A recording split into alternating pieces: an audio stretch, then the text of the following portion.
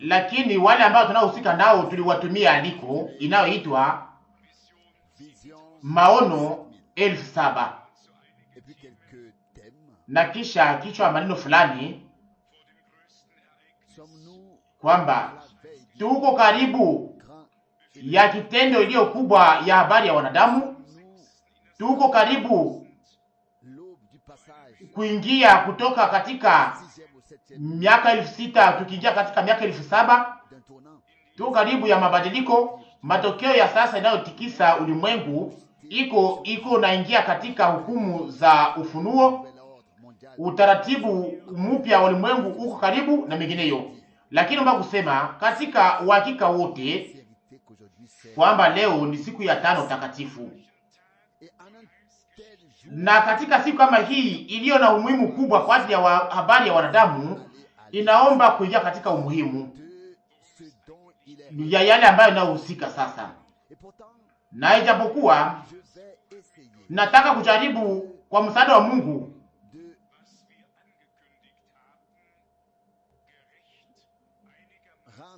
tuweze kuonyesha jinsi inavyowezekana yale ambayo tuliweza kutangaza. Kila wakati matokeo ya kipekee inapofanyika mahali fulani, swali inakuyaka, ni kitu gani kitakachofanyika sasa? Hii yote tunaipata wapi ndani ya Biblia? Na ni kitu gani kinaweza kuongozwa juu yake? Na naamini kwamba nataka kushuhudia kwamba watu wanaojulishwa sana ni wale ambao neno la Mungu liliweza kufunuliwa kwao kupitia kuelewa kwa kiroho. Watu ambao walioweza kupata kutazama kwenye sehemu ya unabii ya habari ya wokovu. Na sasa mliweza kutambua nyote kwamba tunaonyesha pia ndugu Branham juu na chini, na tazama kwa sababu gani? Kwa sababu Mungu alimtumikisha ndani ya kizazi chetu kwa namna iliyo ya kipekee sana, pia iliyo ya kimaajabu sana. Mnajua kwamba Mungu alikuwa na Musa, na sio wawili au watatu, lakini Musa moja, Yoshua moja, Abrahamu moja.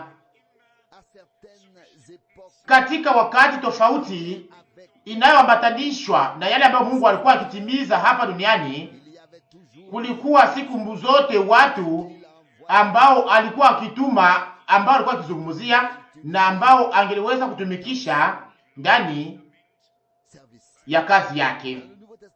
Ndani ya Agano Jipya, wakati wa mpito kutoka katika Agano la Kale na kuingia katika Agano Jipya, tunaona Yohana Mbatizaji aliyekuwa mtu aliyetumwa na Mungu akiwa na ujumbe wa Mungu wa taifa la Mungu ili atayarishe njia ya Bwana na kunyosha njia kwa Mungu wetu, kama vile nabii Isaya alikuwa amekwisha kutangaza kwenye sura 14 mstari wa 3. Yote ambayo iliyokuwa juu ingepashwa kushushwa na yote ilikuwa chini ingepashwa kupandishwa, lakini taifa lote linapashwa kuona utukufu wa Mungu.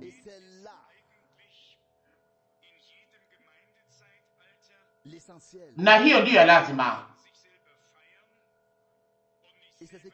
na hiyo ndiyo ilikuwa ikisabilika katika kila kizazi cha kanisa, kwamba watu hawakushitukuza wao wenyewe au kushiriki kwa nafasi ya kwanza, lakini watu waliotumwa na Mungu wanatangaza neno la saa, wanatangaza na kuletea wanadamu ufunuo wa kiungu, na wanakamata mifano iliyo katika maandiko matakatifu. Sio mimi nayesema, sio mimi nayewaza. Mimi mwenyewe sijui la kufanya. Kesho ninawaza na kesho naamini. Akose wengine hawawezi, lakini sio mimi. Wakati napohusu mambo ya kiroho na umilele mrefu, tunapaswa kuwa na uhakika, sio kuamini tu, mambo yoyote, lakini kuweza kuamini kama vile andiko lilivyosema. Na sasa wamoja watasema, mbona kuna zaidi ya madhehebu 300 inayokusanyika katika umoja wa madini, na wote wako na Biblia, na kwamba wote wako na Biblia moja? Haitoshi kuweza kuwa na Biblia, inaomba kuwa na Mungu, inaomba kuwa na Mungu, kuweza kuwa uliishi mazoezi pamoja na Mungu na kupokea roho wake anayetongoza katika kweli yote, ili tuweze kuona yale ambayo manabii waliona na tuweze kutangaza yale ambayo wametume na watu wa Mungu waliotangaza. Tunafurahi kwa sababu tunaweza kusema kwamba hakukuwa tu wainjilisi wakubwa wa kuheshimiwa wa majina na vyeo. Nilisikia ikisemeka wakati wa kusanyiko kubwa ya ulimwengu huko Florida kuna miaka 2 iliyopita kwamba mmoja wa wainjilisi wakubwa wa Marekani na mmoja anayejulikana katika Ulaya, wote wako napata mshahara wa mwaka wa milioni 1 ya dola ya Marekani, na watueleza pesa ya kulipa makodi na mengineyo, na kisha kuna ndege yake ya binafsi na kundi yake nayo inayotembea pamoja na hiyo, na hiyo inaongezeka tena juu ya hayo. Hiyo yote iko na anga ya maisha ya hawa wainjilisti wakubwa wanaojulikana katika ulimwengu mzima. Mtu ambaye hana ndege yake mwenyewe anaweza kuwa na gari nzuri, na mtu ambaye hana hayo iko na Cadillac. Lakini naweza kusema hii, ninayajua vizuri katika hali kama hiyo. Mimi siko hapa kwa ajili ya kupinga, ninahitaji tu ili niweze kuonyesha kitu moja, kwamba ndugu Branham hakukuwa wa kundi hiyo. Alikuwa ni mtu aliyekuwa mnyenyekevu ambaye haujawahi kuona tangu zamani hapa duniani, kama vile warafiki yake wanavyoshuhudia na pia waadui zake. Alikuwa mtu aliyekuwa ametumwa na Mungu kweli kweli, na iliyokuwa nzuri kwake ni kwamba Mungu alikuwa akishuhudia neno alilokuwa akihubiri. Kulikuwa wengi waliosema mambo mengi, lakini mtu yule aliweza kuonyesha kwa nafasi ya kwanza wa Ibrania 13:8, Yesu Kristo ni yule yule jana, leo na ni yule yule milele na milele. Na hivyo Yohana 14:12, kazi mnazozifanya nanyi mutazifanya pia, na mutafanya zilizo kubwa kuliko hizi, kwa maana ninaenda kwa Baba. Ni kitu moja kuweza kuhubiri hiyo, na ni kitu kingine kuweza kuwa unakuwa na bidii na uhakika kuweza kukamata Mungu kwa neno na kuweza kuona neno kama hilo likitimilika. Ndiyo maana ninashukuru Bwana kwa sababu nijua mtu yule wa Mungu kwa miaka 10 mpaka alipoitwa kutoka katika wakati akiingia katika umilele. Ni yeye ndiye aliyeambiwa katika mwaka 33 tarehe 11 mwezi wa 6, karibu saa 8 za nyuma mchana kati, wakati wa ubatizo katika mto Ohio huko Marekani, mto unaoonyesha mpaka katikati ya Kentucky na Ohio. Na vile vile kama vile Yohana alivyotumwa kwa ajili ya kutangulia kuja kwa kwanza kwa Kristo, na wewe pia ujumbe ambao unaokuwa nao utatangulia kuja kwa pili kwa Kristo. Na mtu yule alikuwa hana ujumbe ndio yake mwenyewe, lakini aliweka neno halisi, habari njema ya kwanza, akaiweka kwenye kinara cha taa, na Mungu alishuhudia kama vile Nimekwisha kusema na mamlaka ya kiungu inakuwaka juu ya mashaka yote. Leo kama vile nimekwisha kusema na kama vile imekwisha kutayarishwa katika utangazaji, tutaweza kuzungumzia kwa mafupi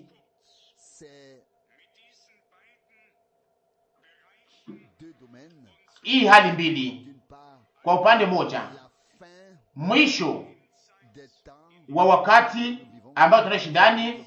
Kwa upande mwingine, matokeo ya habari ya wokovu ambayo inayokuwa na umuhimu kubwa kwa ajili yetu sisi sote. Wakati tunaposoma Mathayo sura 24, Luka 21 na andiko nyingine nyingi za Biblia, tunapata mwongozo fulani. Tunaenda tena mbali kadogo katika Ufunuo. Picha inakuwa ndefu tena zaidi, sana sana inayohusu eneo ya golf na yale inayofanyika huko. Naweza kuambia chini ya msingi wa neno la Mungu namna gani hayo yote yanamalizika, lakini hayo yote nayo itaweza kufanyika wapi na kumalizika katika lengo gani? Wengi wako na woga wakati vita ilipoanza.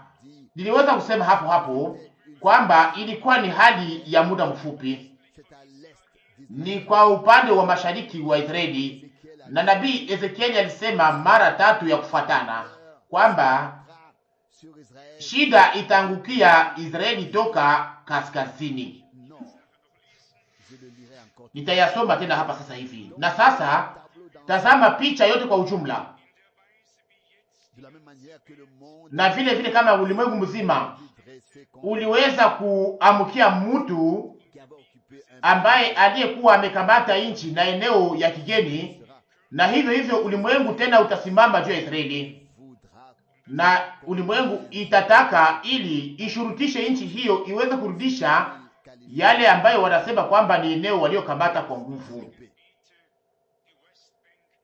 Ni kusema Cisjordani, ukanda wa Gaza na milima ya Golani, na pia ulimwengu mzima utakusanyika, lakini mara hiyo si chini ya utawala wa Marekani, lakini chini ya utawala wa Umoja wa Sovieti, na sana sana upande wake wa Asia na sio kwa upande wake wa Ulaya, kwa maana kaskazini pasha kubaki kama vile ilivyo. Na leo tuna milioni 15 ya Uislamu huko Umoja wa Sovieti, na wote watajiunga pamoja na umoja wa au jumla wa Uislamu ambao wako waadui sana wa Israeli tangu wakati wa Isaka na Ismaili.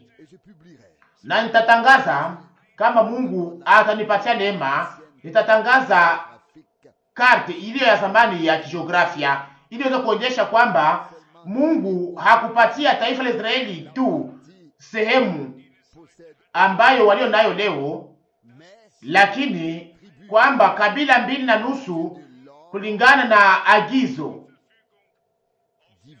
ya kiungu na mapenzi ya kiungu walikuwa na eneo yao katika upande wa mashariki mwa Yordani, Dani, Efraimu na Manase. Tunaweza kuisoma ndani ya neno la Mungu. Na hivyo sasa taifa la Israeli liko kwa uhakika kuliko yale ambayo walio nayo leo. Na Solomono alikuwa akitawala mpaka mto Efrati, na inayosemeka pia ndani ya maandiko matakatifu, Wafalme wa kwanza sura 5 mstari wa kwanza. Lakini kama vile tulisema, tutaweza kutangaza hiyo katika vitabu, na niweza kuamua katika unyenyekevu wangu niweze kutangaza kila na kujulisha kila watu wa diplomati ambao tulio nao katika nchi yetu, na niweze kujulisha mataifa yote na makabila zote yale ambayo Mungu aliyosema ndani ya neno lake. Wafanye wanayotaka, lakini wasiweze kuwa hata na sababu moja kwenye siku ya Bwana. Mnajua vizuri kwamba Basra inamaanisha paradiso katika Kijerumani, na kwamba hii hapo ni kwenye mto Efrati huko Uria wa Kaldea. Hapo ndipo kulikuwa mwanzo wa wanadamu. Mnaweza kusoma hiyo katika andiko za zamani za Biblia. Mesopotamia, ni hapo ndipo kulikuwa miji mikubwa, ni hapo ndipo kulikuwa Ninawi, hapo ndipo kulikuwa Babiloni, ni hapo ndipo kulikuwa mwanzo wa wanadamu, na ni hapo ndipo kulikuwa mwanzo wa wanadamu, na ni hapo ndipo maendeleo ilianzia, ambayo kulingana na Biblia mabomoko au mabaya itaangukia juu ya wanadamu yote kwa ujumla. Nataka kusoma juu ya maneno haya andiko mbili za Biblia. Moja iliyo katika Ufunuo sura 9 mstari wa 13 mpaka 15. Ufunuo sura 9 mstari wa 13 mpaka 15. Mstari wa 13. Malaika ya sita akapiga baragumu. Nikasikia sauti moja iliyotoka katika zile pembe za madhabahu ya dhahabu iliyo mbele ya Mungu. 14. Ikimwambia yule malaika ya sita aliyekuwa na baragumu, fungua malaika wane waliofungwa katika mto mkubwa Frati. 15. Wale malaika wane wakafunguliwa, waliokuwa tayari kwa ile saa na kwa siku na kwa mwezi na kwa mwaka, ili waue sehemu moja ya tatu ya watu. Iliyo katika Ufunuo sura 16. Sasa mstari wa 12. Ufunuo 16 mstari wa 12.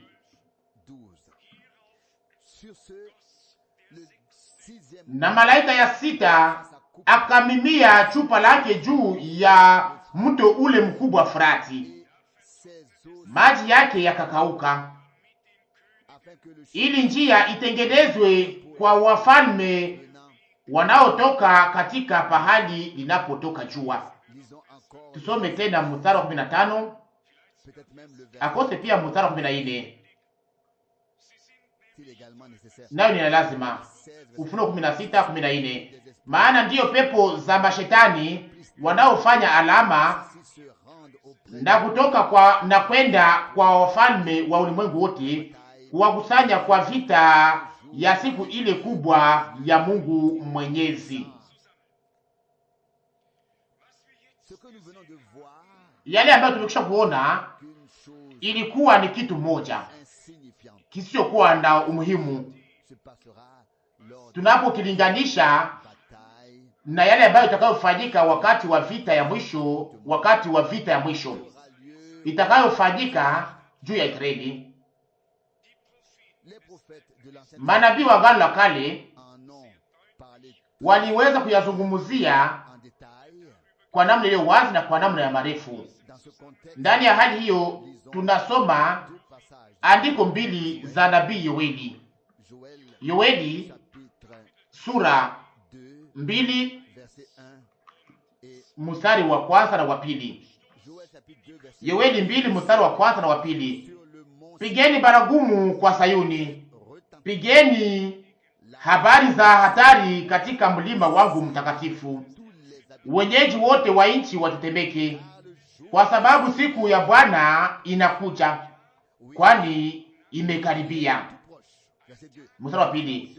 Siku ya giza na weusi, siku ya wingu na giza kubwa, kama mapambazuko yalivyotandwa milimani. Watu wengi wenye nguvu hawakukuwa mbele sawasawa nao, wala hawatakuwa wengine nyuma yao hata kwa miaka ya vizazi vingi. Iliyo katika sura 3, na hapa ndipo kunaonekana sasa funzo inayoitwa kwamba vita takatifu, ambayo watu wa Uislamu wote wanasemaka na ambayo wanakuwa tayari kwa ajili ya kufia. hapo hapo wanaambiwa kwamba nafasi na wangoja huko paradiso kwa wale wote ambao watakaopata kwenye sehemu ndani ya vita takatifu. Yoeli 3:9. Tangazeni maneno haya katikati ya mataifa, tengenezeni vita au vita takatifu. Kwa tafsiri nyingine, amsheni watu hodari,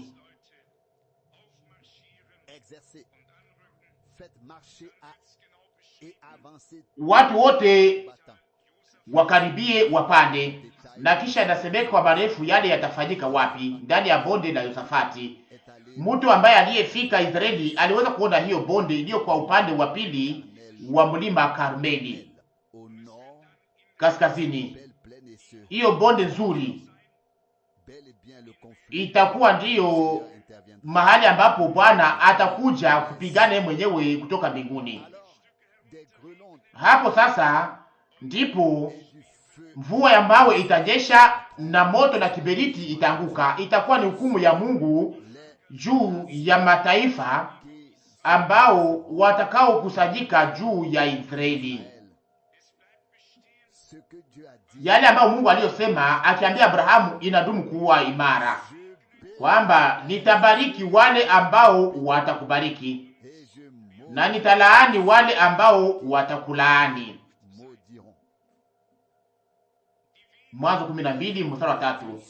Njia ambazo Mungu anafuata pamoja na taifa lake zinaweza kuwa kama vile ni geni, lakini tuwe wazi, tuko wema.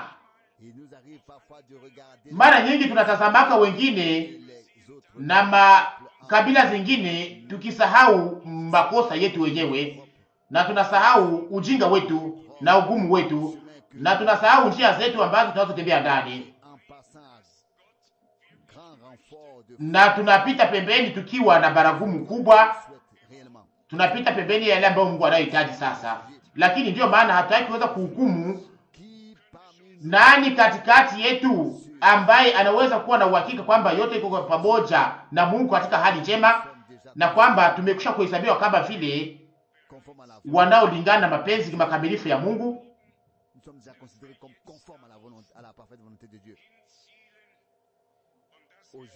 Mbele ya macho ya Mungu tunaamini kwamba tunaendelea mpaka huku katika wakati huu, na hapa karibu tuko karibu ya kurudi kwa Bwana. Ninarudi kwa mafupi juu ya kitabu hii inayoitwa Maono 7,000. Mtu anasoma hii anaweza kuwaza kwamba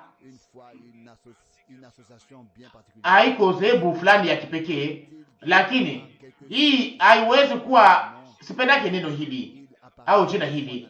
Inaonekana mara 3 katika Matendo ya Mitume, ni kusema neno sect au dini. Waliambia Paulo, tulisikia ikisemeka kwamba uko wa hiyo kundi au dini inayopingwa mahali pote na mengineyo. Matendo ya Mitume 28:22. Neno sect inamaanisha kikundi, na hiyo kikundi inamaanisha kikundi kilichojitenga. Hiyo jitenga si zaidi na si kidogo. Kama unaamini kwa mambo kwa namna hiyo, ndipo sasa tunakuwa na magawanyiko ya ujao katikati ya Ukristo na ndani ya ulimwengu mzima. Tuna mavikundi na kila moja yake inakuwa ikiwaza kwamba iko na haki, lakini naweza kuamua kwa namna wazi kwamba hapa hatutetei mawazo yetu binafsi iliyo ya kipekee, lakini tunapatia Mungu haki tu na si kwa mtu yoyote. Katika matamshi mengine, kama tunaamini yale ambayo andiko nasema bila kuongeza kitu fulani chochote, bila kuyatafsiri, hapo sasa tuko katika kweli, na si kwa sababu tunayataka, lakini kwa sababu tunajipanga kwa namna hiyo kwa upande wa Mungu. Na kuna hii neno zuri ndani ya Zaburi 119. Namna gani kijana anaweza kuishi maisha isiyokuwa na lawama? Na jibu ni hii, ni kama anaweza kushilinganisha tu na neno la Mungu. Zaburi 119:9. Na pia kuna shahidi hii nzuri sana, neno lako ni taa kwa miguu yangu na nuru kwenye njia yangu. Na kisha tunafika kwenye neno hili la barua ya Petro, na neno la unabii ndilo nalo linasimama imara, na mnafanya vema kulitazama kama vile taa inayoangaa katika mahali pa giza. Nataka kusoma ili kila mtu aweze kuisikia matamshi kama vile yanavyosemeka kwa namna njema. Barua ya pili ya Petro sura 1 mstari wa 19. Petro wa pili sura 1:19. Basi tuna neno la unabii lililo imara zaidi, na inawafaa ninyi kuliangalia kama taa inayong'aa katika pahali pa giza, hata mapambazuko na nyota ya asubuhi itasimama mioyoni mwenu. Mtu ambaye alielewa siku moja kwamba Mungu alikuwa amekwisha kufanya na kuandikisha ndani ya unabii wa kibiblia, akaandika ujumla wa mpango wokovu, kwamba alikuwa amekwisha kuyapanga tangu milele na milele. Mtu yule atapokea uaminifu ndani ya Mungu na ndani ya neno lake. Maandiko matakatifu ndiyo kitabu moja iliyo hapa duniani ambayo ndani yake habari yote ya wanadamu ilikuwa imekwisha kuandikwa ndani tangu mwanzo. Waandishi wengine wote wanaandikaka mahabari wakati ni hapo kwa imekwisha kufanyika, lakini Mungu yeye mwenyewe alikuwa amekwisha kuandikisha mbele kitu fulani kiweze kuwa kimefanyika. Aliona mwisho mbele ya mwanzo, akaweza kufunua kupitia manabii na mitume wa Agano la Kale na Agano Jipya, akafunua mpango huo wa wokovu wa ulimwengu mzima na unaoangaza kwa ujumla. Na heri mtu ambaye anayepata mwongozo huu wa kiungu.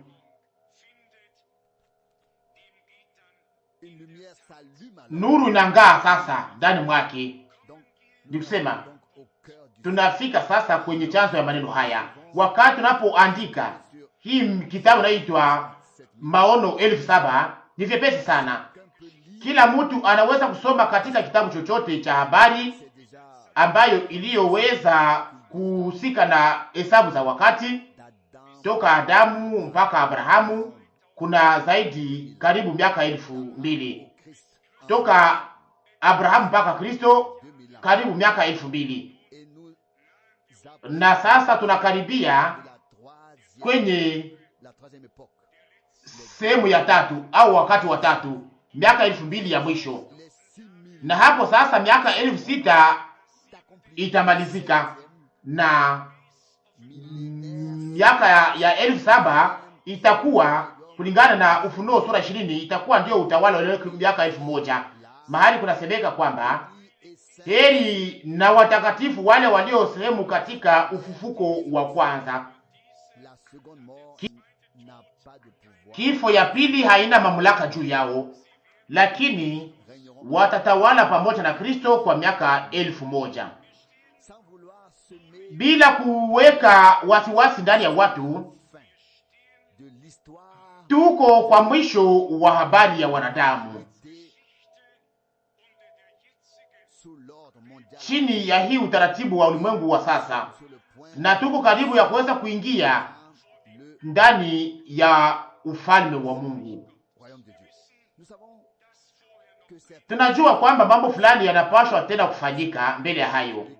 Kanisa bibi harusi linapaswa kuita kutoka, linapaswa kutengenezwa ili baadaye liweze kuwa limenyakuliwa, kulingana na Wakorintho wa kwanza sura 15 mstari wa 51 na Wathesalonika wa kwanza sura 4 mwanzo wa mstari wa 13.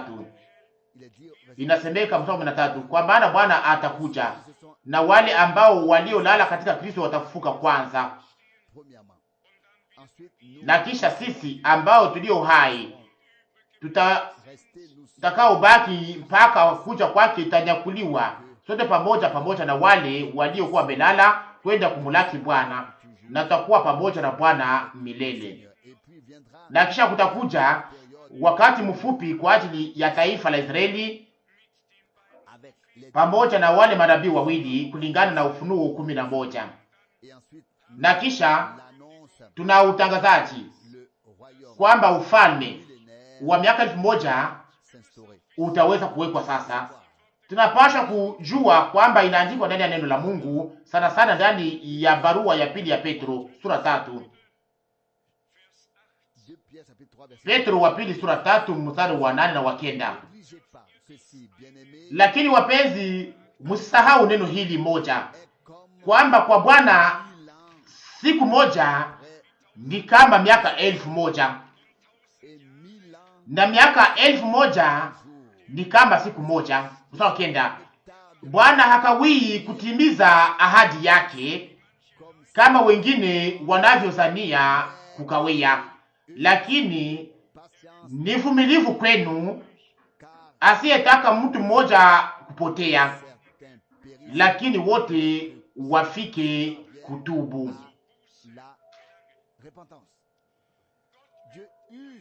Mungu analeta uvumilivu wake. Kuna hapa duniani watu ambao waliotayarishwa ili waweze kuona utukufu wa Mungu, na watu wale wanapaswa kuitwa watoke katika mambo yote kupitia utangazaji wa kiungu, kupitia hii utangazaji wa habari njema.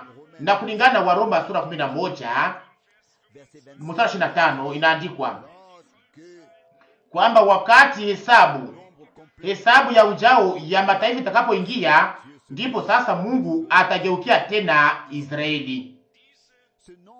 Hesabu hiyo ya ujao hapa karibu inataka kuingia.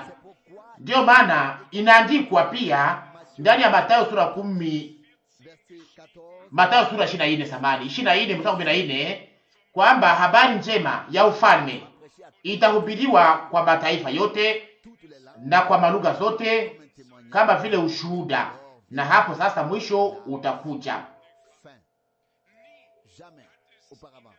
Hata kama wanadamu walikuwa hawajawahi kuwa na uwezo na namna ya kuweza kutangaza habari njema kwa namna iliyo huru na kuweza kufikia mataifa ya dunia hii.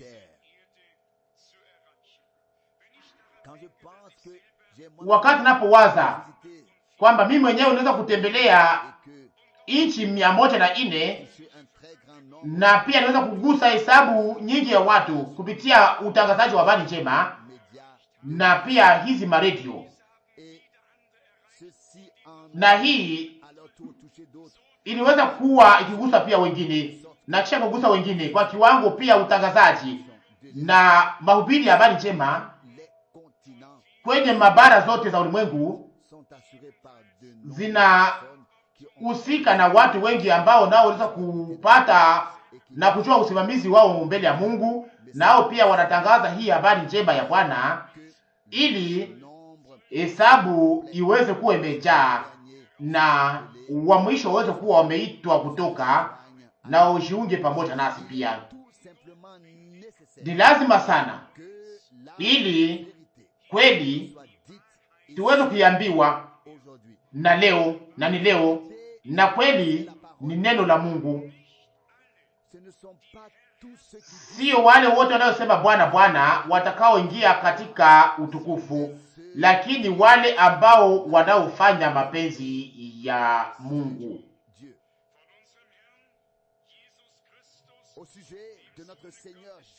Kuhusu Bwana wetu Yesu Kristo mwana wa Mungu, inaandikwa katika barua kwa Waebrania, nilikuja nifanye mapenzi yako e Mungu. Waebrania 10 mstari wa 7. Iliyo lazima sasa leo ni kwamba Mungu aweze kuwa na kanisa hapa duniani, kanisa linalojua mapenzi yake, linalojiweka kwa upande wake, kanisa ambalo lilo tayari kuweza kuwa chombo chake ili aweze kufunua mapenzi yake na kisha aweze kuitimiza. Inahusu wakati wa mwisho. Mniruhusu niweze kuleta hii tena maonyo mawili au tatu. Wanayazungumzia tangu zamani. Niliyasoma ndani ya habari ya shirika la madini. Martin Luther alikuwa kingoja katika wakati wake, alikuwa kingoja kurudi kwa Bwana. Watu wote wa Mungu walikuwa wakingoja katika wakati wao kurudi kwa Bwana. Lakini andiko, neno la unabii lilikuwa bado kutimilika. Matokeo yalikuwa bado kuwa na mwendeleo wake. Tunaweza leo bila hata kutafsiri kuweza kushuhudia kwa uhakika wa ujao kwamba mwisho wa mambo yote umekaribia. Tunaweza leo kurudilia pamoja na Bwana kwamba wakati mutakapoona maneno haya yote yakianza kufika, munyanyue vichwa, kwa maana munajua kwamba ukombozi wenu umekaribia.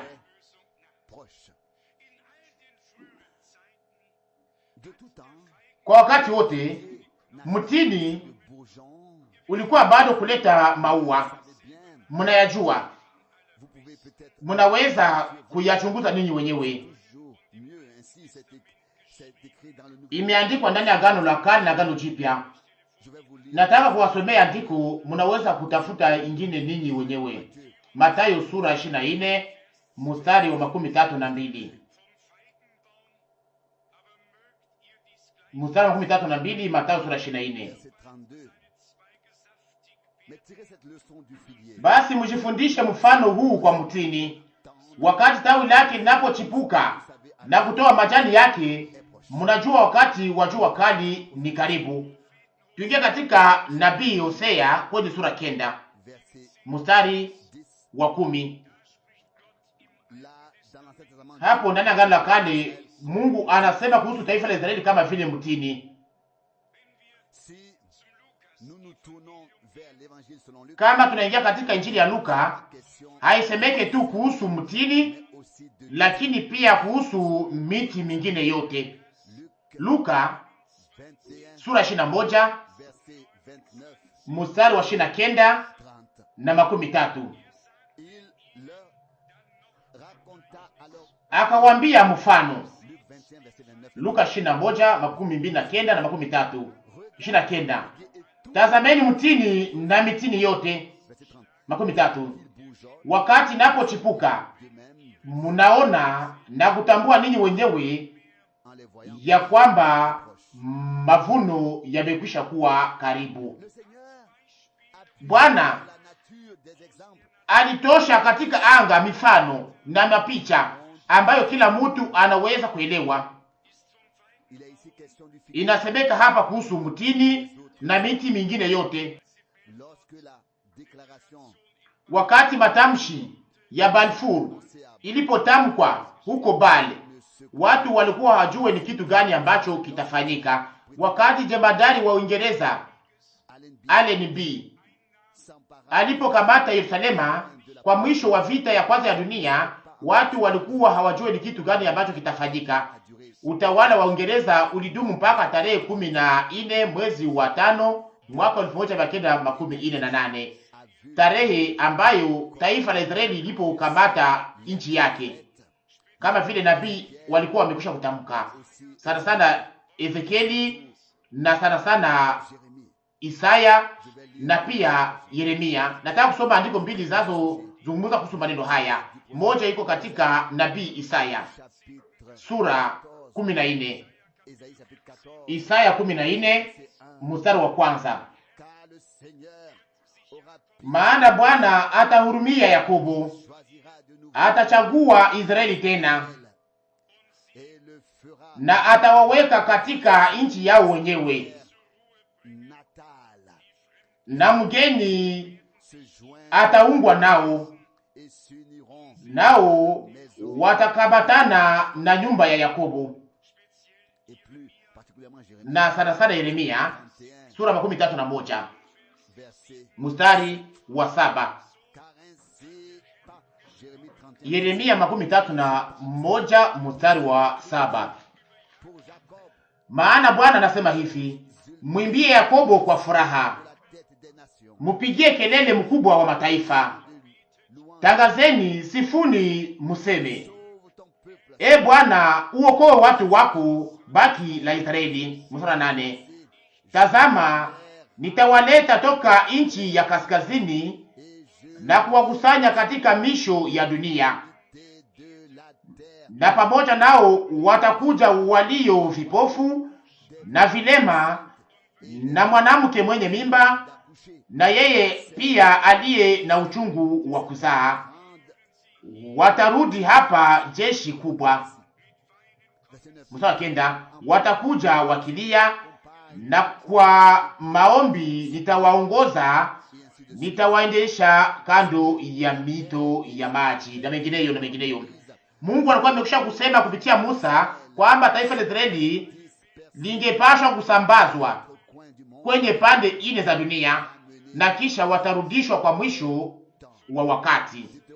Kumbukumbu la Torati sura 4 mstari wa 27 na 29. Kumbukumbu la Torati sura 4 mstari wa 27. Na Bwana atawasambaza ninyi kati ya mataifa, na mutaachwa watu wachache kati ya mataifa, pahali mutakapopelekwa mbali na Bwana. 29. Lakini kama toka pale mukitafuta Bwana Mungu wako, utampata kama ukimtafuta na moyo wako wote na roho yako yote. Kama vile nimesha kusema kwamba Mungu ni Mungu anayejua mambo yote tangu mwanzo. Yeye alikuwa akijua yale ambayo ingepasha kufanyika kwa mwisho. Anajua mambo yote. Na hapa kuna kitu kinachotembea pamoja katikati ya taifa la Israeli na kanisa la Agano Jipya. Wakati wa kuja kwa kwanza kwa Kristo, mambo mawili yaliweza kufanyika pamoja katika kizazi kimoja mpaka katika mwaka wa 17 nyuma ya Yesu Kristo. Kwa upande mmoja kulikuwa kuendelesha ibada katika hekalu na ndani ya masinagogi kama vile desturi ilikuwa mbele, na kwa upande mwingine Mungu alikuwa amekwisha kuanza kitu kipya ndani ya Kristo. Kanisa la Agano Jipya lilikuwa limeanza yale ambayo Yesu aliyokuwa amesema ikawa uhakika kwamba tazama, Agano Jipya ndani ya damu yangu. Alikuwa amekwisha kusema kupitia manabii kwamba nyuma ya siku zile nitafanya agano mpya pamoja nanyi, na nitaweka roho wangu ndani yenu, na pia sheria yangu. Mambo mawili yalikuwa yakitembea pamoja, ile ambayo inayohusu taifa la Israeli na ile inayohusu kanisa la Agano Jipya. Na hiyo kitu moja tena leo, lakini sasa katika hali hiyo tofauti. Sasa ni mwisho wa kanisa, ili mwendeleo na kumalizika uweze kuonekana pia pamoja na Israeli. Na vile vile kama taifa la Israeli linapaswa kurudi katika nchi ya baba yao,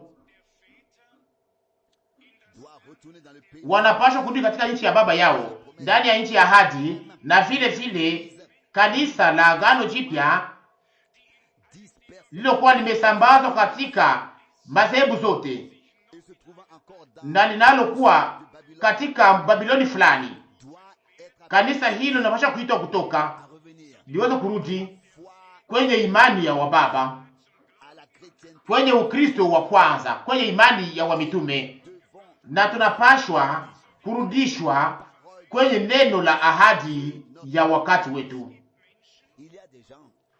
Kuna watu ambao wasiojua yale ambao Mungu aliyoahidi, ijapokuwa ni ahadi zake ndizo zinazokuwa chanzo ya mwongozo wa Biblia yote nzima. Na mtu ambaye hana ahadi hawezi kuwa na imani. Imani ya kweli ya mtu inapashwa kuwa na kitu fulani kinasimamia juu yake. Imani haiwezi kucheza cheza katika anga, lakini inahitaji ahadi, kama vile tunayasoma ndani ya Waroma sura 4. na Abrahamu akaamini Mungu, na hiyo ikahesabiwa haki kwake. Sasa aliamini nini? Aliamini ahadi ambayo Mungu alikuwa amempatia, na yote yangepashwa kwenda ikipigana hiyo, lakini hayo hangeweza kumsumbua yeye. Alikuwa akitazama isiyoonekana kama vile akiyaona, na alikuwa akitumainia uwezo wa Mungu kwamba anaweza kutimiza yale ambayo alikuwa ameahidi. Kuhusu mwisho wa wakati, tunaweza kusoma tena andiko nyingi za Agano la Kale na Agano Jipya. Paulo aliweza kuzungumzia pia kuhusu maneno haya sana sana ndani ya barua zake zilizotumwa kwa mfanyakazi mwenzake Timotheo, akionyesha namna gani mambo yangepaswa kufanyika kwa mwisho. Timotheo wa kwanza sura 3, shahiri au sura iliyo ya lazima sana, na sana sana sura 4 pia. Timotheo wa kwanza sura 4. Basi Roho anasema waziwazi ya kwamba katika nyakati za mwisho watu wengi watajitenga na imani na mengineyo na mengineyo, lakini sana sana neno lilo katika Timotheo wa pili sura 3 na kisha sura 4. Lakini ufahamu neno hili ya kuwa siku za mwisho zitakuwa nyakati za hatari. Timotheo wa pili sura 3 mstari wa kwanza. Unaona, katika wakati ule mtu yule wa Mungu alikuwa amekwisha ndani ya roho akaandika kuhusu wakati wetu, na akaandika kupitia maandishi ili tuweze kujua yale ambayo itakayofanyika, kwa sababu watu watakuwa wenye kushipenda wenyewe, wenye kupenda fedha, wenye kujisifu, wenye kiburi, wenye kutukana. Horoza yote ndefu inaonyeshwa hapa. Na kisha ndani ya Timotheo wa pili kwenye sura 4 kuna kuja hii mwito: ninakuagiza mbele ya Mungu na ya Bwana Yesu Kristo, ambaye atawahukumu walio hai na waliokufa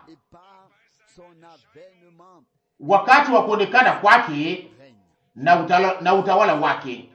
Uhubiri neno, uwe tayari wakati unaofaa na wakati usiofaa. Hamakia, kemea, onya kwa uvumilivu wote na mafundisho. Mstari 3, maana wakati utakuja na watu hawatavumilia mafundisho ya kweli, lakini kwa kufuata tamaa zao wenyewe watajipatia walimu wengi, kwa kuwa wana masikio ya kuwasha.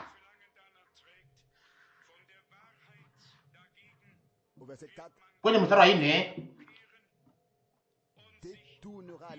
na watageuza masikio yao toka kweli,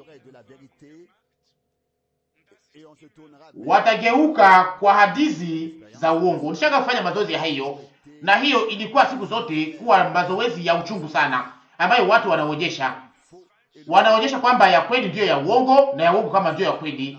Wanasema katika matamshi ya watu wote kwamba ulimwengu ndio geuzwa, lakini hivyo ndivyo ilivyo.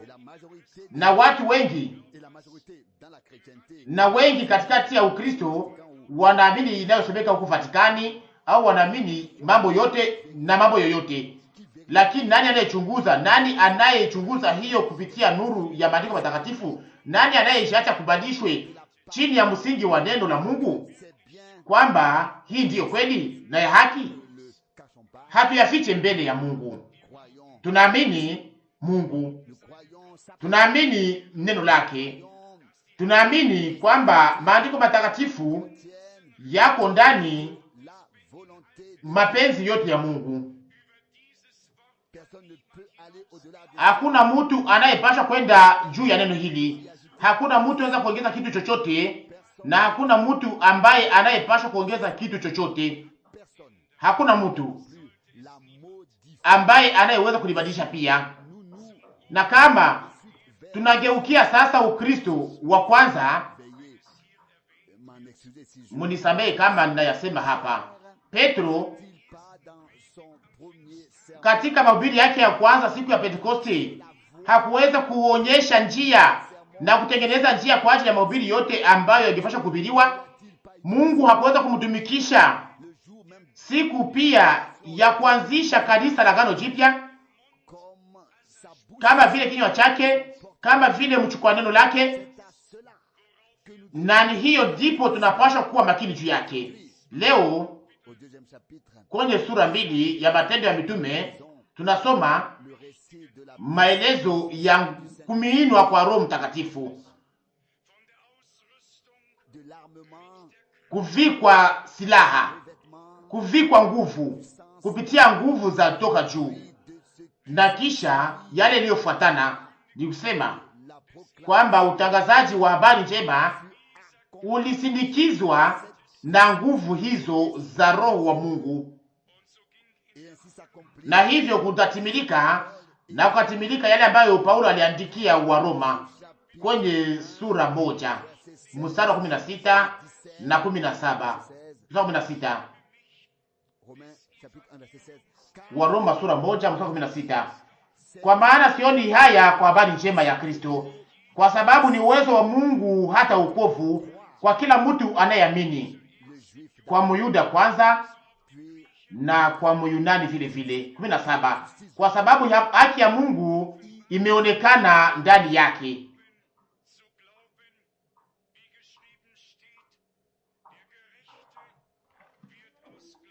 Toka imani hata imani, kama ilivyoandikwa, mwenye haki ataishi kwa imani.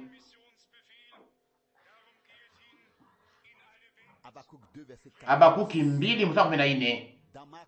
Ndani ya Marko 16 Bwana alitoa kutumwa kwa mwisho kwa kimishonari kwamba enendeni katika ulimwengu mzima mhubiri habari njema kwa mataifa yote, na alama hizi zitasindikiza wale watakaoamini. Na kisha wanaambia wale wanaokuja kwa imani, mtu atakayeamini na kubatizwa ataokolewa. Leo tangu umri wa siku 8 au juma 3 watu wanatangazwa kwamba wameshaka kuokolewa kupitia kitendo cha ubatizo inayokuwa ni kumiminiwa tu maji, na baadaye wakati wanapofika katika umri wa kuwaza, ndipo wanatambua kwamba hawako waamini, kwamba wako tu na cheti ya ubatizo, cheti ya kudhabitishwa, cheti baada ya cheti ingine, na kwa mwisho wanatambua kwamba hiyo yote ilikuwa ni Ukristo wa muda mfupi bila hata kuwa na uhusiano pamoja na Mungu na kupitia Yesu Kristo Bwana wetu, pamoja na Mungu kupitia Yesu Kristo Bwana wetu. Na ndio maana tunatambua tunapaswa kuwa na kazi iliyo ya muhimu sana na ya haki ya kuweza kutangazia wanadamu habari njema ya kweli, hayo kama vile ujumbe wa wokovu, na sio kama vile mambo ya kujifurahisha, lakini kama vile ujumbe wa wokovu, ujumbe unaokoa, ili wale wote wanaofikia imani ndani ya Kristo waweze kuokolewa kupitia yeye. Mara ngapi niweza kuyatambua katika safari zangu za kimishonari, ikiwa Wahindu, Uislamu, wa Buddhist au mahali popote, wote wanawaza kwamba nao wako na sehemu pamoja na Mungu. Lakini kama tunaufika kwenye chanzo ya maneno, na ni hapo ndipo tunapaswa kufika. Mungu atusaidie. Moyo au chanzo ya maneno inakuwa ni kwamba kuna ufunuo mmoja tu wa Mungu hapa duniani, na huo ufunuo wa Mungu mwenyewe ulitimilika, ulifanyika ndani ya Yesu Kristo Bwana wetu. Ni ndani mwake ndiyo Mungu alifunua. Yeye alikuwa peke yake ambaye anaweza kusema yeye aliniona aliona Baba. Yohana 14 mstari 9. Mtu aliona Buddha, aliona Muhindi aliyepotea ambaye aliyeenda huko Nepal na kisha akose tena mbali kidogo, na mtu aliona Muhammad, aliona mtu ambaye alikuwa hajua hata kusoma na kuandika, alikamata Khadija wake aweza kusoma vitabu kwa sauti kubwa, aliyekuwa katika shimo mahali fulani, lakini alimuona yeye. Mtu aliona Muhammadi, na wengine aliona wengine, lakini mtu aliona Yesu Kristo akiwa na macho yaliyopakaliwa kupitia Roho, anaona Emanueli, Mungu yeye mwenyewe aliyekuwa pamoja nasi. Mungu alikuwa katika Kristo akipatanisha ulimwengu pamoja naye mwenyewe. Wakorintho wa pili sura 5:19. Watu wako na mawazo yao, wako na filosofia yao. Mmoja anasema wakati napoenda katika anga napata Mungu, wakati napoenda katika anga napata anga tu au viumbe. Wakati naposema mbele ya mtu na nasema mbele ya mtu. Wakati naposema mbele ya mti naona mti. Nataka kuweza kuishi Mungu, nataka kuweza kuona Mungu. Mnajua kitu gani inahusika? Sio filosofia ya utawa inayogeuka mbali na Mungu, lakini utangazaji wa haki wa habari njema ya Kristo unaoleta uokovu na baraka na uokovu kwa wale wote ambao wanaoweza kuamini kwa moyo wao wote. Najua kwamba hatuwezi kuingia katika kilindi cha mambo haya. Nabii Danieli anazungumza kuhusu wakati wa mwisho, na pia manabii wengine au kusema andiko zingine za Biblia. Wakati umekwisha kumalizika, tuseme kwa mafupi yale ambayo tumekwisha kuzungumzia, na ningetaka niweze kusema nabii Isaya kwenye sura 40. Nimekwisha kuyasema, lakini nataka sasa kuisoma Isaya 40 kwanza kwa mstari wa kwanza. Muwafariji watu wangu, Mungu wenu anasema. Mstari wa pili, mseme na moyo wa Yerusalema, na mulie kwake ya kwamba vita yake imekwisha, au uovu wake umesamehewa, kwa kuwa amepokea kwa mkono wa Bwana mara 2 kwa dhambi zake zote. Sasa mnakuja mstari wa 3. Sauti ya mtu anayelia katika jangwa, tengenezeni njia ya Bwana. Hapa tuko ndani ya Agano la Kale. Hapa neno la kwanza linakuwa ndani jina Yawe, ambayo inayotumikishwa ndani ya kuambatanisha pamoja na Elohimu, nikusema Mungu.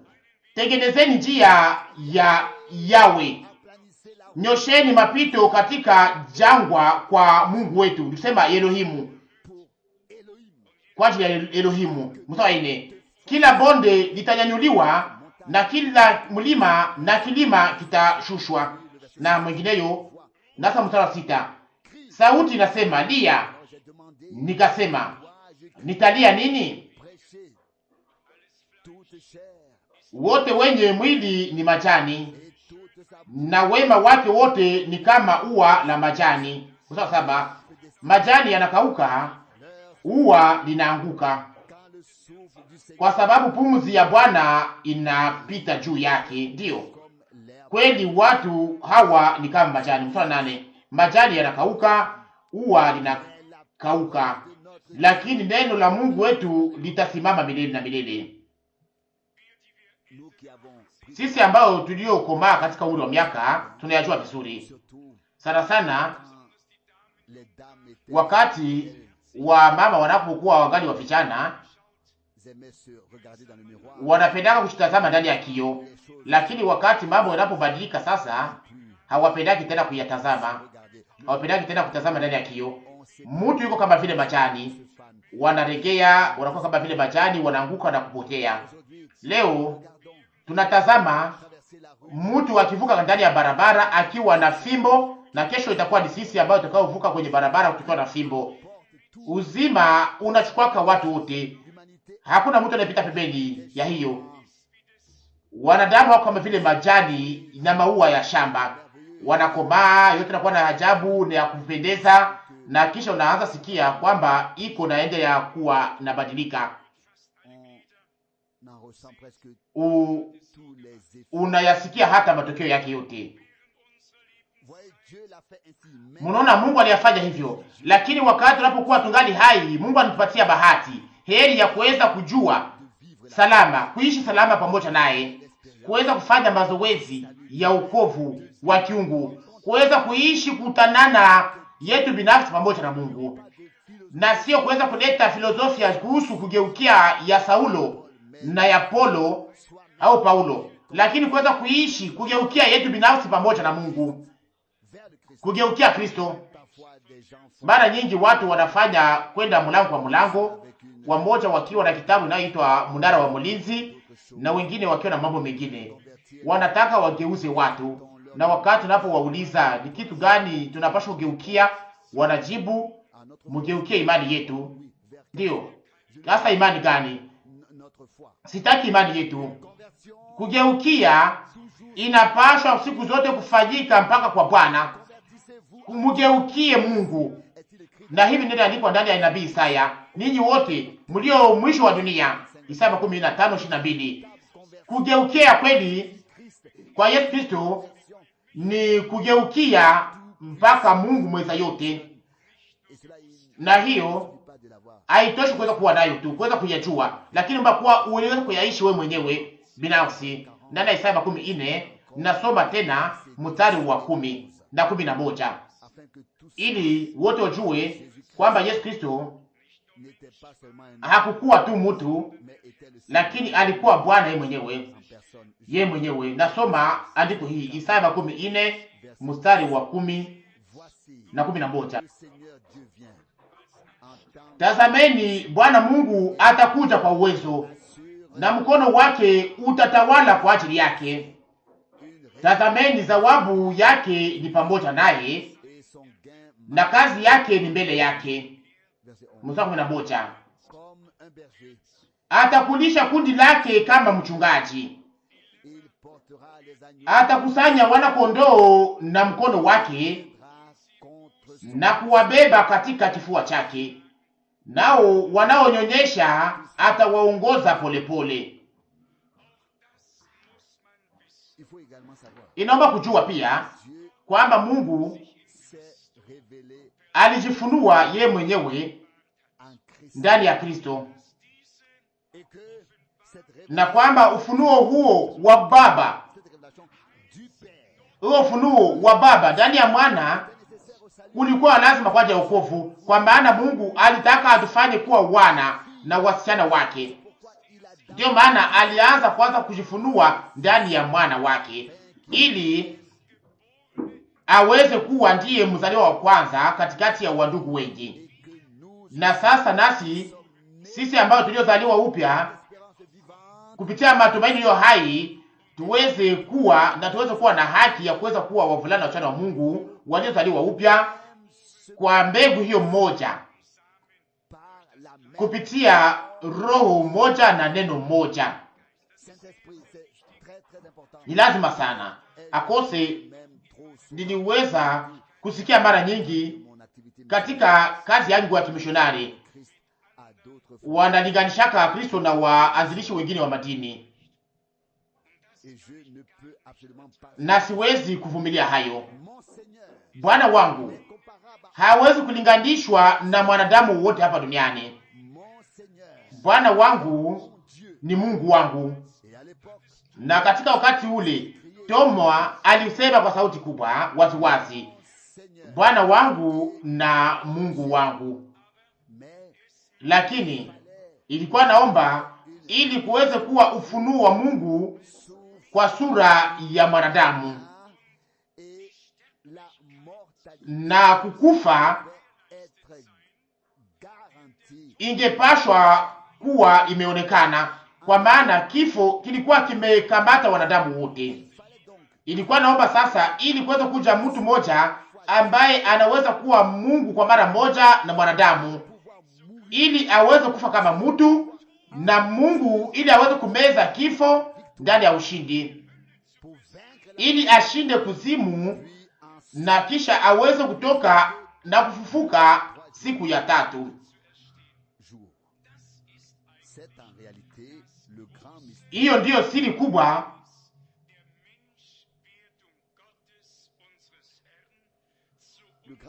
Hiyo ndiyo siri kubwa ya Mungu aliyejifanya kuwa mtu, Bwana wetu, kwa ajili ya wokovu wetu na kupata heri yetu. Kwa maana andikwa, na hivyo sasa kifo kilisambazwa juu ya wanadamu wote.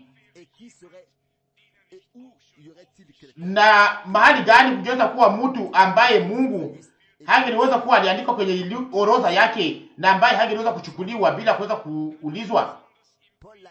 Paulo aliweza kuyaeleza kwa namna iliyo wazi na kuandika katika barua kwa Waroma na kisha barua kwa Wakorinto. Ningetaka nisome andiko 2 au 3. Ya kwanza iko ndani ya barua kwa Waroma sura 3, kwanza kwa mstari wa 21. Waroma sura 3:21. Lakini sasa haki ya Mungu imeonyeshwa pasipo sheria, imeshuhudiwa na sheria na manabii. Mstari 22. Waroma sura 3. Haki ya Mungu kwa njia ya imani katika Yesu Kristo kwa wote na juu ya wote wanaoamini. Na juu ya wote wanaoamini, maana hapana tofauti. 23. Kwa sababu wote wamefanya dhambi na kupungukiwa na utukufu wa Mungu. 24. Wamehesabiwa haki bure kwa neema yake kwa njia ya ukombozi ulio katika Yesu Kristo. 25. Naye Mungu amekwisha kumweka awe upatanisho kwa njia ya imani katika damu yake. Msema sasa inahusu Golgotha, na kwa sababu inahusu siku ya tano takatifu, inahusu Golgotha, na Mungu alimweka kama vile njia ya upatanisho kwa njia ya imani, ili aweze kuonyesha haki yake, kwa maana kusudi aonyeshe haki yake kwa sababu ya kuachilia dhambi zilizofanywa zamani katika uvumilivu wa Mungu. 26. Sasa apate kuonyesha haki yake katika wakati huu, ili awe mwenye haki na mwenye kuhesabia haki mtu anayeamini Yesu.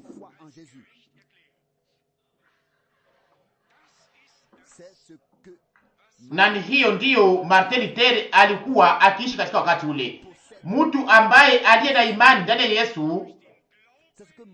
Na hiyo ndiyo Martin Luther aliishi katika wakati ule, kusema kuhesabiwa haki ya kiungu kupitia imani ndani ya Yesu Kristo aliyesulubishwa na aliyefufuka. Aihusu kuweza kuwasha mamishuma na kuweza kupiga magoti na kuweza kurudilia tena ombi, lakini kuweza kuishi mazoezi ya ukovu, mazoezi ya mtu binafsi ya ukovu pamoja na Mungu, kuhesabiwa haki kupitia imani. Warafiki yangu wapendwa, niliyaishi na wengi katikati yetu waliweza kuyaishi pia. Tunapaswa kutambua siku na kujua siku ndani ya maisha yetu ambamo kuhukumiwa kwa kiungu inaweza kutuangukia, kuhukumiwa ambayo inayotufanya tusikie kwamba tulitenganishwa na Mungu, tulipotea, tumehukumiwa bila tumaini ndani ya dunia hii. Na sasa toba na huruma, huzuni inatushika, na hapo machozi inamwangika. Ni hapo ndipo kunaanza huzuni kubwa, na tunaita jina la Bwana katika maneno haya tukisema, unisamehe okoa nafsi yangu, usamehe makosa yangu yote na dhambi zangu zote. Na wakati ombi hilo linaloamka toba, nikusema toba, hii huzuni inaongoza mpaka kugeukia, na hapo sasa salama ya Mungu na furaha ya Mungu inashika mioyo yetu. Haihusu kukamata imani mpya, lakini kama vile andikwa ndani ya Injili ya Yohana kwenye sura 1, lakini wale wote ambao waliompokea aliwapa uwezo wa kuwa wana wa Mungu, kusema wale wanaoamini jina lake. Yohana 1:12. Hatuna hitaji ya sura ya utawa, tunahitaji Mungu. Hatuna hitaji ya Ukristo wa jina, tunahitaji Kristo yeye mwenyewe. Kama tulielewa hayo, sasa tutakuwa kwenye njia njema na tunaweza kulinda uhusiano wetu pamoja na Mungu. Ninasoma ndani ya Waroma sura 4 kuanza kwa mstari wa 23.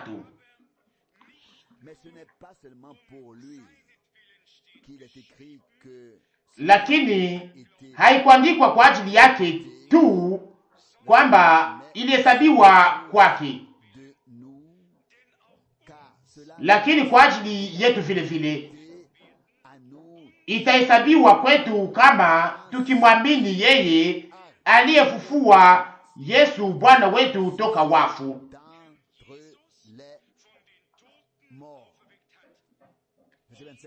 25.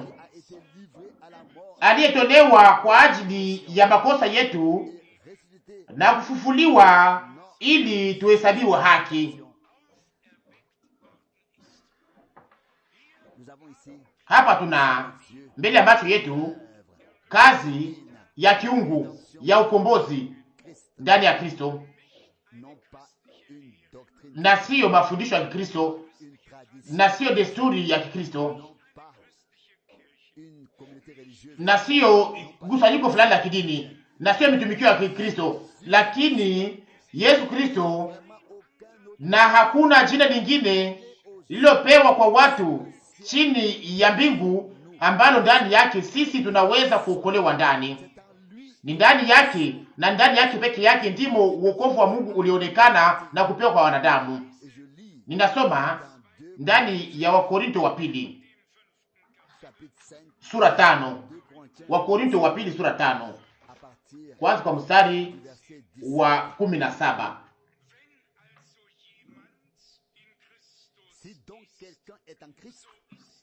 Hivi kama mtu akiwa ndani ya Kristo, yeye ni kiumbe kipya. Maneno ya zamani yamepita, tazama maneno yote yamekuwa mapya. Mstari wa 18. Na maneno yote yanatoka kwa Mungu ambaye alitupatanisha sisi naye mwenyewe kwa njia ya Yesu Kristo, naye alitupa sisi utumishi wa upatanisho. Mwazie, na alitupatia utumishi wa upatanisho. Kama tunatumikia Mungu,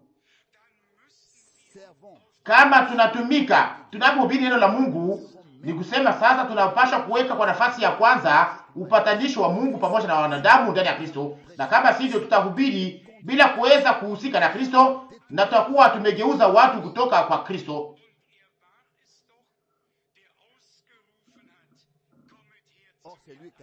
Na ni yeye aliyesema, kujeni kwangu ninyi nyote mliochoka na kulemelewa, nitawapatia pumziko. Yeye ndiye alisema hiyo, Mathayo 11:28. Na nitawapatia pumziko kwa ajili ya nafsi zenu. Na kisha mstari wa 19, Wakorintho wa pili sura 5. Maana Mungu alikuwa ndani ya Kristo akipatanisha ulimwengu na yeye mwenyewe, asiwahesabie makosa yao, na alituweka sisi kuhubiri neno la upatanisho. Lakini sio mwisho. Lakini mtume anaenda tena mbali zaidi. Mstari wa 20. Basi sisi ni wajumbe kwa ajili ya Kristo, ni kama Mungu anasi kwa vinywa vyetu. Tunawasi ninyi kwa ajili ya Kristo, mupatanishwe na Mungu. Maana yeye asiyejua dhambi alimfanya kuwa dhambi kwa ajili yetu, ili sisi tuwe haki ya Mungu katika yeye. Hii ndiyo habari njema. Huu ni ujumbe wa furaha. Mungu hatusabie kitu fulani tena. Kuna watu mara nyingi ambao hawakufanya kitu fulani katika maisha yao yote, lakini habari hii ya mabaya inakuwa na mwisho wakati wanaposema kwamba sikuwa mtu na kwamba sikuiba mtu katika mabanka. Sasa Mungu ananihukumu nini? Warafiki yangu wapendwa, inaomba kuyasema waziwazi na mtaweza kunikubali. Kila mwanadamu ambaye anayezaliwa ndani ya dunia hii anazaliwa akiwa ametenganishwa na Mungu, ametenganishwa na Mungu. Kuzaliwa kwa mwili ni kuzaliwa katika dhambi na kuvunja sheria, na ndio maana andikwa ndani ya Injili ya Yohana kwenye sura 3, usishangae kwamba nikwambia kwamba sharti muzaliwe mara ya pili, kama sivyo hakuna mtu atakayeona ufalme wa Mungu. Yohana 3:7. Kilichozaliwa kwa mwili ni mwili, na mwili na damu haviwezi kurithi ufalme wa Mungu. Wakorintho wa kwanza sura 15:15. Lakini kilichozaliwa kwa roho ni roho. Na hivyo sasa, haijalishi mwanadamu wote, hata iko namna gani, hata kama baba yake mkubwa alikuwa ni mtu wa Mungu, hata nabii wa Mungu, hata kama mama yake alikuwa mtakatifu na baba yake alikuwa ni nabii mtakatifu zaidi, lakini kuzaliwa inafanyika kwa namna moja kwa wanadamu wote, kwa watu wote wanaokuja ndani ya dunia. Mbele ya macho ya Mungu hakuna tofauti. Wote walizaliwa ndani ya dhambi, wakifungwa katika kutokuamini, ili Mungu aweze kuhurumia wote ndani ya Kristo na aweze kuhurumia wote katika Kristo.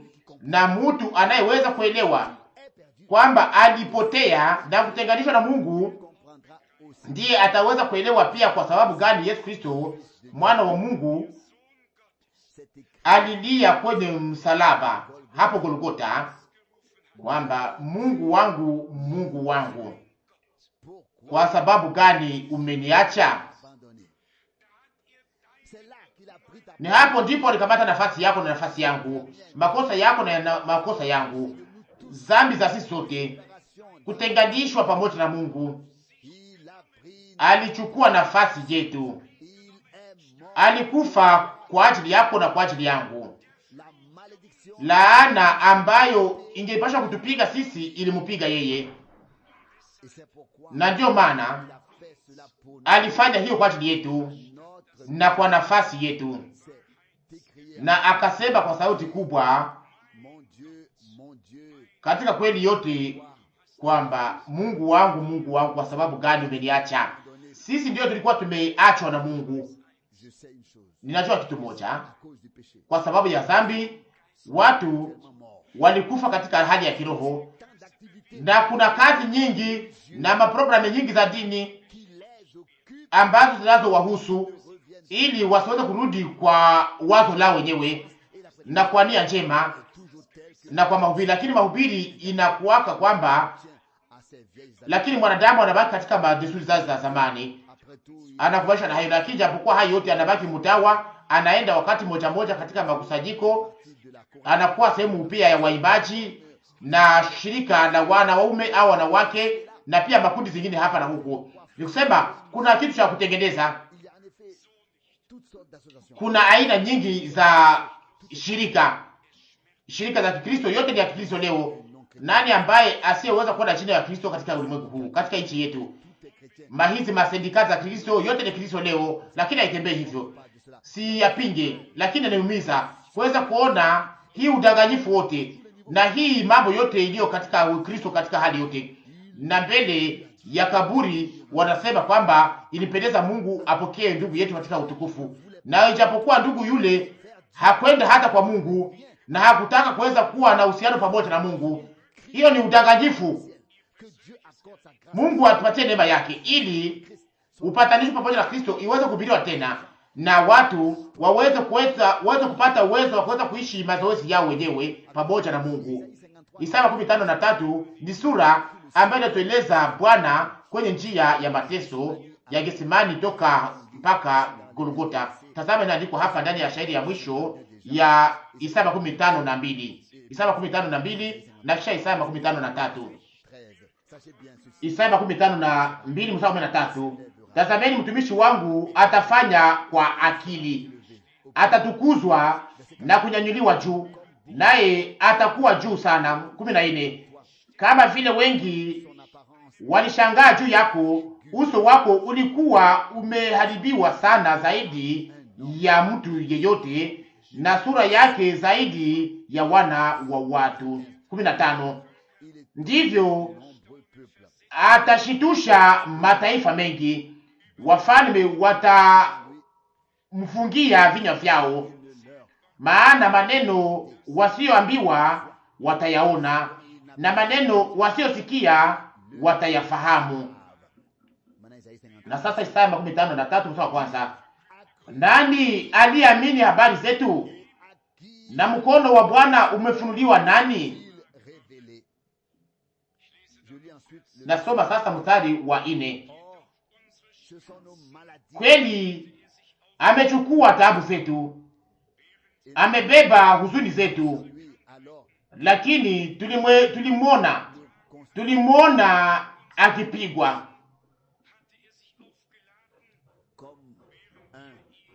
akiteswa na Mungu na kuhuzunishwa.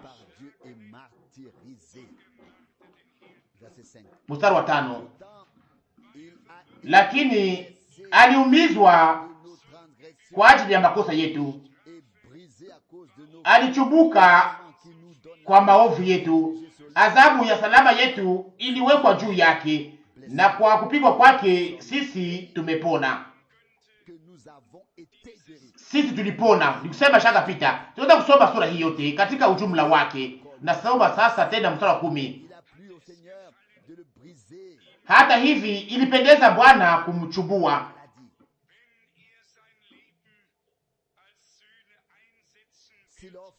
amemhuzunisha.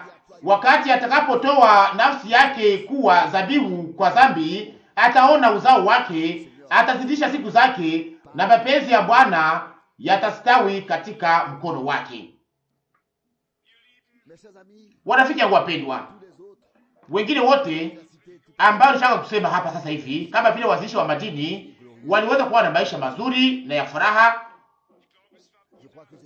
Naamini kwamba ilikuwa ni Buddha ambaye waliweza kukata mwili wake katika vipande 12, na wote walitaka kuweza kumwona, na kila mtu alitaka kuweza kupata sehemu ya mwili wake, lakini hakuna mmoja katikati yao aliyefanya hata ahadi. Hakuna mmoja wao aliyefufuka.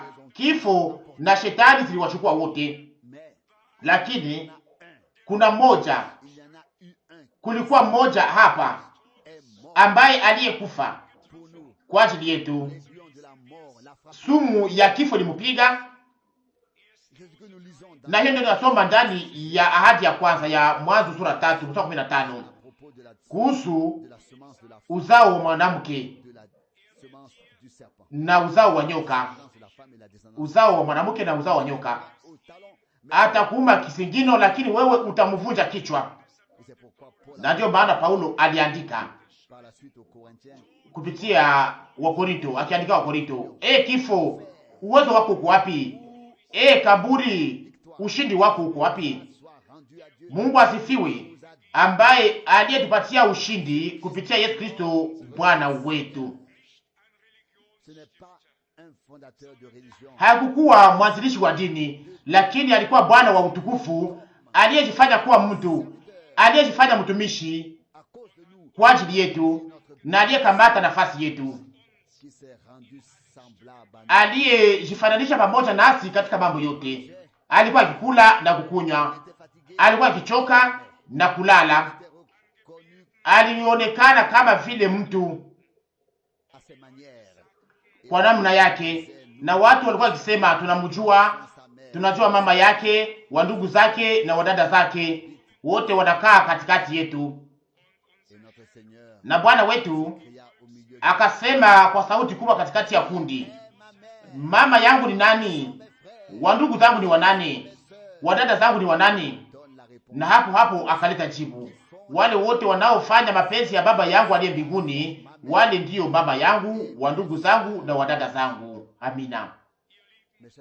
Warafiki yangu wapendwa, Mathayo 12:48 mpaka 15 haihusu dini au kusanyiko fulani ya Kikristo, lao kubadilisha imani, lakini naomba kuingia katika ushirika pamoja na Mungu, kukubali kupokea upatanisho, kukubali upatanisho uliofanyika hapo Golgotha ndani ya Kristo. Hiyo agano mpya iliyoanzilishwa na iliyoingia katika matendo kupitia damu ya mwana kondoo, kuwa mwana wa agano jipya, kufanya mazoezi ya Mungu, kuweza kuishi Mungu, kuweza kuzaliwa upya kwa ajili ya tumaini iliyo hai. Na kisha wakati muda utakapokuja, au wakati muda wetu utakapofika mwisho wake, kuweza kuwa na uhakika kwamba tutatoka katika imani tukiingia katika kuona tuliyoamini. Naweza kuuliza swali leo katika wakati huu sasa, wangapi katikati yenu ambao walio na uhakika kweli kweli wa imani kwamba wako wa Bwana, kwamba walifanya mazoezi ya Mungu, kwamba walipokea salama pamoja naye, na uhakika ya kuweza kuwa walifanya mazoezi ya msamaha wa dhambi zao zote? Tuliyasoma ndani ya Zaburi 103. Yeye anayesamehe makosa yako yote na anayeponya ugonjwa zao zote. Mungu ni mwema, hakutaka ili wanadamu waweze kupotea wakitenganishwa na yeye. Alitaka watu waweze kuwa hai, waweze kuishi milele wakiwa mapatanishwa pamoja naye. Na ndiyo maana tunatangaza upatanisho wa Mungu kupitia Yesu Kristo Bwana wetu. Wengine kama vile nimesha kusema hapa sasa hivi wanatuonyaka kwamba tuliamini mtu fulani, kwamba tuliamini mwingine kuliko Mungu. Niweza kusikia mimi mwenyewe watu wanasema hamwamini Mungu tu, lakini mnaamini Yesu Kristo. Mwache niweze kuambia hii kitu moja hapa, ila mtu ambaye anayeamini kwa moyo wake wote Yesu Kristo anaamini Mungu, anaamini Mungu kweli kweli. Nataka kuambia pia kwa sababu gani sema hii. Wengi wanaamini kwamba kuna Mungu fulani au kwa namna ambayo watu wanajionyesha, lakini wengi wanaamini hiyo, lakini Mungu alijifunua ndani ya Kristo kwa ajili ya wokovu wetu. Hiyo wachache ndio wanaiamini, na ni hiyo ndio inahusika. Mungu hakukuwa mwokozi wetu kama vile baba, lakini yeye kama vile mwana, lakini ndani ya mwana. Na ndio maana inaandikwa, mtu anayeamini mwana wa Mungu ana uzima milele, Yohana 3:36. Inaomba kuweza kuamini. Kwa sababu gani Mungu alifunua hivyo? Leo madini zote za kushuhudia kwamba Mungu ni baba, Mungu ni baba yetu sisi sote, Mungu ni baba yetu sisi sote. Lakini hapana, wale tu ambao waliozaliwa na Mungu kupitia Yesu Kristo mwana wa Mungu, wale ndio wanakuwa na uhusiano wa Mungu kama vile baba. Wengine wote hawana uhusiano hiyo, hawana Mungu kama vile baba. Wako na baba wa dunia hii, lakini hawana baba mbinguni. Ila mtu ambaye aliyezaliwa kweli kweli kupitia Roho wa Mungu, aliyezaliwa upya kupitia imani ndani ya Yesu Kristo na ndani ya ukombozi uliotimilika na msamaha uliotimilika ndani yake, yule ndiye aliye na uwezo wa kuweza kuokolewa. Mtu yule ndiye yuko na uwezo wa kuweza kuokolewa. Tunaishi ndani ya wakati wa udanganyifu. Kila mtu anataka kuweza kuwa wahedi, anataka kufanya watu wahedi. Papa anataka kuweza kufanya watu wote kuwa wahedi, anataka kuwafanya kuwa wahedi watu wote wa dunia, na hivyo ndivyo wataweza kuangamia. Kuna mmoja peke yake ambaye tunaweza kuamini na ambaye tunaweza kuwa tunamtumainia, na ni Yesu Kristo Bwana wetu. Na mtu aliye naye ana Mungu, mtu asiyekuwa naye hana Mungu. Na hivyo hii inaonekana kama vile haieleweki kwa ajili ya watu fulani, lakini msikie, naweza kuambia, nani katikati yetu ambaye angeweza kujua yale ambayo Mungu anayotaka na kuweza kujua Mungu ni nani? Nani ambaye anaweza kujua kitu fulani kama Mungu hangeweza kujifunua yeye mwenyewe ndani ya Kristo? tungeliweza kuyatambua kama vile Paulo aliweza kuonyesha huko Atenai, huko Areopago, Mungu asiyejulikana. Hangeweza kujulikana, hatungeweza kujua Mungu ni nani, hatungeweza kujua yeye ni nani, hatungeweza kujua anataka nini na mengineyo. Lakini ndani ya Kristo Mungu alijifunua, akajulisha mapenzi yake, na ndio maana alisema, mtu anayeniona anaona Baba, mimi na Baba tuko mmoja. Moja ni ufunuo wa Mungu ndani ya roho, ni kusema katika roho mbinguni, na mwingine ni ufunuo wa yule Mungu mmoja ndani ya mwili hapa duniani. Ilikuwa naomba iweze kuwa hivyo, neno lingepasha kuwa mwili. Yohana 1:14. Yohana 1:14. Hapo mwanzo kulikuwa neno, na neno lilikuwa pamoja na Mungu, na neno lilikuwa Mungu. Yohana 1:1. Na neno likafanyika kuwa mwili, kakaa pamoja nasi. Warafiki yangu wapendwa, hatuwezi kuingia katika maelezo ya mambo haya wakati wa utangazaji wa namna hii, lakini ningetaka kitu moja kiweze kuwa kimetimilika leo, ni kwamba tuweze kuwa tumeamshwa, tukitikiswa, tuwe tumetikiswa, tuweze kuzunguka katika Biblia leo, tuweze kuomba Mungu atufunue kwetu na tufunue mapenzi yake.